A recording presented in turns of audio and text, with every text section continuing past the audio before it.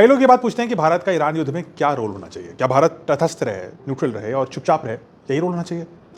मुझे लगता है कि इसके विपरीत भारत का रोल बहुत एक्टिव हो सकता है, युद्ध में नहीं, पीस में। क्यों? क्योंकि भारत इनमें से जो लड़ रही हैं पार्टीज, इनमें से किसी का भी दुश्मन नहीं है। भारत ईरान का दोस्त है। इनफैक्ट तिरंगे के तले चलने वाला कोई मर्चेंट शिप अब ईरान रोकेगा नहीं, भारत आने देगा। भारत ईरान के समर्थक रूस उनका दोस्त है। भारत चीन से भी अच्छे संबंध ही रखता है। एससीओ के जाने के बाद मोदी जी और शी जिनपिंग के बीच का संबंध बेहतर हो चुका है। दूसरी तरफ इजराइल भारत के बेस्ट फ्रेंड में से एक है और ट्रंप मोदी को अपना गुड फ्रेंड बताते हैं। यानी इस युद्ध में लड़ने वाले सभी पक्ष भारत में अपना मित्र ढूंढ रहे हैं और भारत पर उनको विश्वास है। और इसीलिए भारत ही वो राष्ट्र है, एक अकेली सरकार है जो इन दोनों पक्षों के बीच में मध्यस्थता करके यानी मीडिएशन करके शांति ला सकती है पूरी दुनिया में और स्टेबिलिटी ला सकती है पूरी दुनिया में। अब ये बात मैंने आप लोगों से साझा करी थी कुछ दिन पहले, ये मैं कह रहा था।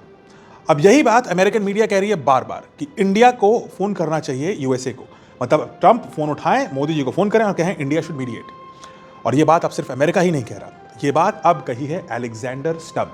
अलेक्जेंडर स्टब हैं प्रधानमंत्री फिनलैंड और उन्होंने कहा है कि भारत के प्रधानमंत्री और भारत के विदेश मंत्री एस जयशंकर, इन लोगों को अब इंटरवीन करना होगा इस पूरे युद्ध के बीच मध्यस्थता करने के लिए और शांति कायम करने के लिए। Actually, India could get involved. We saw Foreign Minister Jaishankar calling for a ceasefire and negotiations just to calm down the temperature and freeze the situation as it is.